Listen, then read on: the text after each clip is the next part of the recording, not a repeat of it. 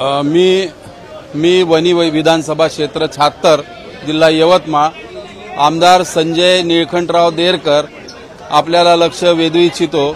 की शासनाने जे काही रस्त्याचे कामं मागच्या रेजिममध्ये त्यांनी सँक्शन केले होते त्यात अर्धवट कामं सोडून हे कॉन्ट्रॅक्टर निघून गेले आणि त्यांनी आता दावा पुकारला आहे, तिथं बोर्ड लावले आहे रस्त्यावरती की आम्हाला जोपर्यंत 50% रक्कम मिळणार नाही तोपर्यंत आम्ही हे कामं करणार नाही। तेथील रहिवासी नागरिक त्यांना इतका त्रास होत आहे की त्या त्रासामुळे आणि त्या धुळीमुळे रस्ते खड्डे पडले असल्यामुळे तिथं नाहक त्रास होत आहे आणि यांनी शासनाने याच्यावरती लक्ष दिलं पाहिजे यासाठी आम्ही आता हे असे निदर्शने करीत आहोत।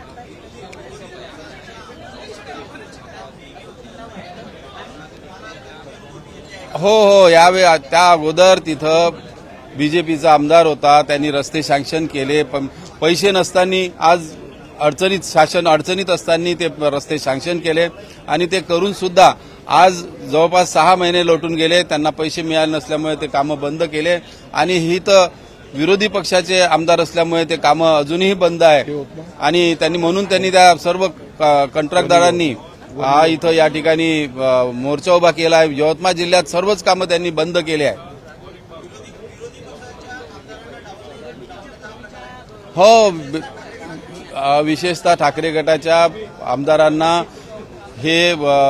टार्गेट करून हे कामं बंद केले आहे आणि याचा परिणाम हा आमच्या जनतेवर होत आहे।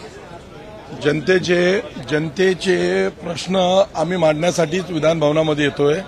पण जनतेचे प्रश्न इथे मांडत असताना जर कंत्राटदारच बोलत असेल की आमच्याकडे उपलब्ध निधी नाही आहे म्हणून आम्ही कामं करू शकत नाही, आमच्याकडे 50% निधी आल्यावरच आम्ही कामं करू, पण याचा अर्थ असा होतोय की सर्वसामान्य जनतेला त्याचा त्रास भोगावा लागतो। त्यांनी त्यांच्या घरावर असं हे ठेवलेलं आहे, म्हणजे धूळ त्यांच्या घरात जातो आणि काही लहान मुलं घरामध्ये असल्यामुळे त्यांना श्वसनाचे आजार होत आहे, एवढा धूळ त्या रस्त्याने आहे। आता आम्ही याद्वारे तुमच्याद्वारे हे सरकारला शासनाला सांगू इच्छितो की जे काही कंत्राटदारांना तुम्ही जे ठेका दिलेला आहे, ज्यांना काम दिलेलं आहे त्या ठेकेदारांना तुम्ही विचारा की का ते होत नाही किंवा ते उडवडीचे उत्तर देतात काय, कारण ते शासनावर डायरेक्ट बोलतात की आम्हाला निधी उपलब्ध नाही म्हणून काम करणार नाही।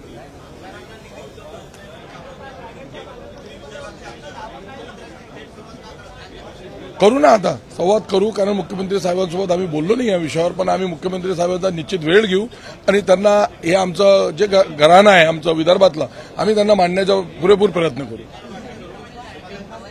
करतील ना, का नाही करतील, कारण काय गृहमंत्र्याचं कामच म्हणजे मुख्यमंत्री साहेबांचं कामच ते असते की सगळ्यांना न्याय द्यायचा आणि सबका साथ सबका विकास हे बोललेलंच आहे।